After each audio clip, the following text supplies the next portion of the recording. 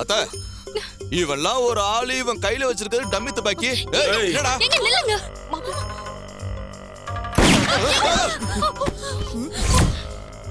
எல்லா இடத்துலயும் அலர்ட்டா இருக்கணும். எல்லா செக் போஸ்ட்லயும் கிளீனா செக் பண்ணுங்க. சரியா? அவனை பிடிச்சே ஆகணும். சார். வாங்க சார். இது அவசரமா வர சொன்னீங்களே. ஒரு பெரிய அசம்பாவிதம் நடந்து போச்சு சார். அந்த மருத கோர்ட்ல ப்ரொடியூஸ் பண்ண கூட்டிட்டு போகும்போது வழியில தப்பிச்சிட்டான் சார். தப்பிச்சிட்டானா? ஆமா சார். எங்க டீம் அவனை தீவிரமா தேடிட்டு இருக்காங்க. எப்படி அவனை பிடிச்சிருவோம் சார்? சார், அவன் என்ன பழி வாங்குறத நினைச்சிட்டு ரேவதியும் அந்த ஃபேமிலி எதனா பண்ணிடுவான் சார். நீங்க சொல்றது 100க்கு 100 உண்மை சார். நானும் அதை யோசிச்சுதான் எல்லா செக் போஸ்ட்லயும் அலர்ட் பண்ணி அவனை தேடிட்டு இருக்கோம். விஷயம் ரொம்ப சீரியஸ் சார். அதனால தான் உங்களை ஃபோன் பண்ணி வர சொன்னேன் சார். சரிங்க சார், நான் இப்போவே வீட்டுக்கு போய் விஷயத்த சொல்லி எல்லாரையும் கொஞ்சம் கவனமா இருக்க சொல்றேன். Okay sir.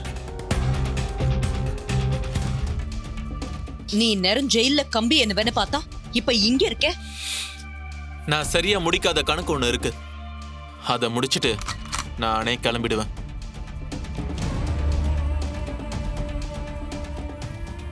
இவன் எப்படி தப்பிச்சு வந்தா? கையில துப்பாக்கி வேற இருக்கு. நிச்சயம் அவன் ஏன் மேலதான் கோவமா இருப்பான். ஏய், முதல்ல இங்க இருக்க எல்லாரையும் கவனமா பாத்துக்கோங்க. என்ன மட்டும் சொல்ல, எல்லாரையும். நான் ஒரு முக்கியமான விஐபியை பார்த்துட்டு வரேன்.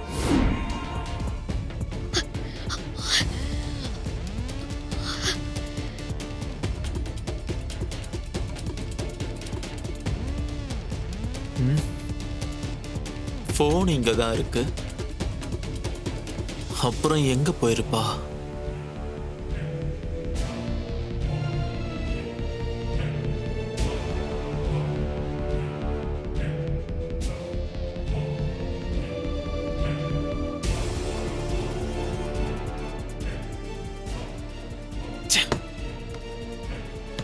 ரேவதி எங்க இருக்க?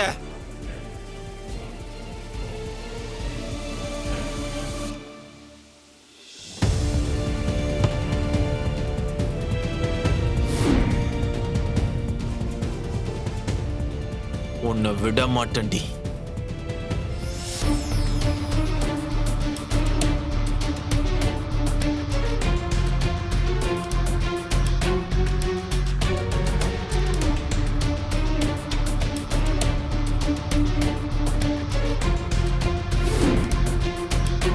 இந்த வெளிச்சம் இருந்தா அவன் நம்மளை கண்டுபிடிச்சிருவான். சொல்றா. ஹேய், எங்க ரேவதி? நீ எதுக்கு என் பொண்ணை தேடுற? அவ இங்க இல்ல. என்ன? உன் பொண்ணை நான் வெளியூருக்கு அனுப்பி வச்சிருக்க. வீட்டுல தானே இருக்கா? வீட்டுல தான் இங்கே ஒளிஞ்சிருக்கா.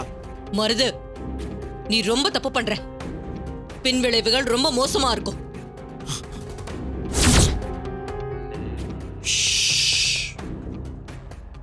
இங்க நான் மட்டும்தான் பேசணும்.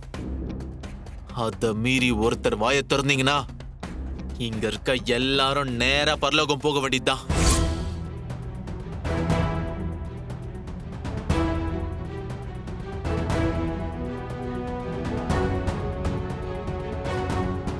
ஏய் ரேவதி, உனக்கு வேற வழியே இல்ல.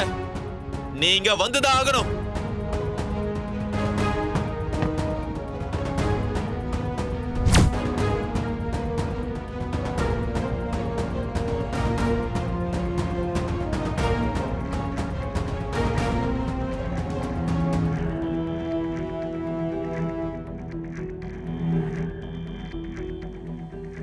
ஏய், எங்க ரேவதி? வர சொல்லவல. இல்ல உங்க யாரையும் உயிரோட விட மாட்டேன். நான் அன்னைக்கே உன் கதையை முடிச்சிருக்கணும். உன்னை உயிரோட நடமாட விட்டது நான் செஞ்ச பெரிய தப்பு. அத்த, அன்னைக்கு மண்டபத்துல கார்த்திய வச்சு எனக்கு முறை செஞ்சீங்க. அதுக்கு நானும் வட்டியோட திரும்ப கொடுக்கணும்னு நினைக்கிறேன். ஏய், யாருக்கு யார் அத்தை? இன்னொரு முறை என் அத்தன் சொன்னேன்னா எனக்கு கெட்ட கோவம் வரும். ஏதோ பழக்க தோஷத்துல வந்துடுச்சு. அதுக்காகலாம் நீ என்கிட்ட சத்தம் போடக்கூடாது. அப்புறம் எனக்கு கோபம் வந்து என் பிளானை மாத்தி உன்னை சுட்டாலும் சுட்டுருவேன். அது தப்பு இல்ல. ஓ முன்னாடி ரேவதிய நான் சுடணும். அத நீ பார்க்கணும்.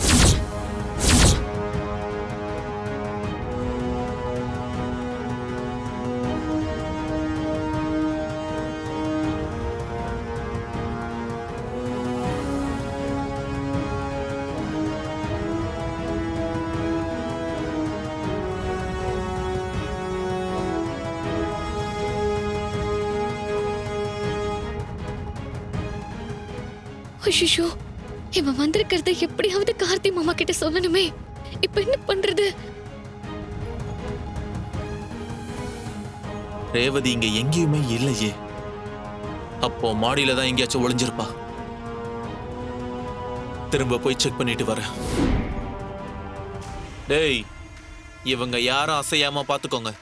மீறி அசைஞ்சா என்கிட்ட கேட்டுட்டு இருக்க வேண்டிய அவசியம் இல்ல. யாரா இருந்தாலும் சுட்டு தள்ளுங்க. சார்ண்ணா. ஏய், பாத்துக்கோங்க. ஐயோ, மறுபடியும் மாடிக்கு வரானே. ஏய், நீ அவனை பாரு, நீ அவங்கள பாரு. எல்லாம் ஒன்னா இல்லைங்க. ஒன்னா இல்லை இல்லைங்கிறல்ல இல்லை.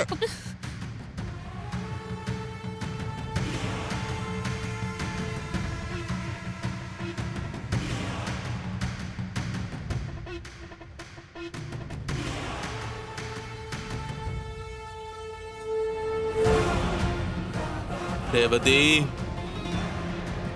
நீ இங்கதான் இருக்கன்னு எனக்கு தெரியும். நீயா வெளியே வந்துரு. அப்படி வரலன்னா ரேவதி,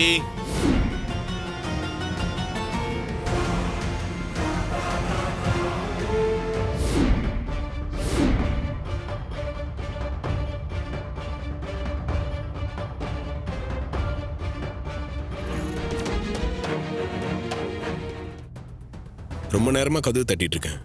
இப்போ நீங்க வந்து கதவு திறக்கிறீங்க. என் வீட்டில் யாரும் இல்லையா? என்ன பார்த்தா உனக்கு மனுஷியா தெரியலையா? நீ எதுக்கு இங்க வந்த?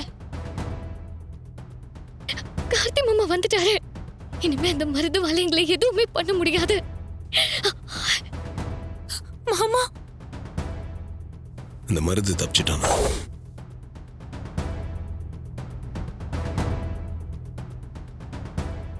அவன் இந்த வீட்டுக்கு வரத்துக்கு நிறைய வாய்ப்பு இருக்கு. எல்லாரும் கொஞ்சம் ஜாக்கிரதையா இருங்கன்னு சொல்லிட்டு போலாம் தான் வந்தேன். இத சொல்லதான் இங்க வந்தியா? இத பாரு, எங்களை பாத்துக்க எங்களுக்கு நல்லா தெரியும். நீ கிளம்பு.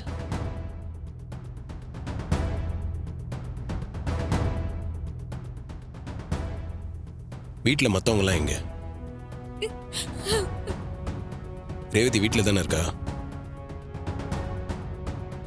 அவ ரூம்ல தூங்கிக்கிட்டு இருக்கா. உன்னதான் கிளம்புன்னு சொல்லிட்டேல்ல, போ.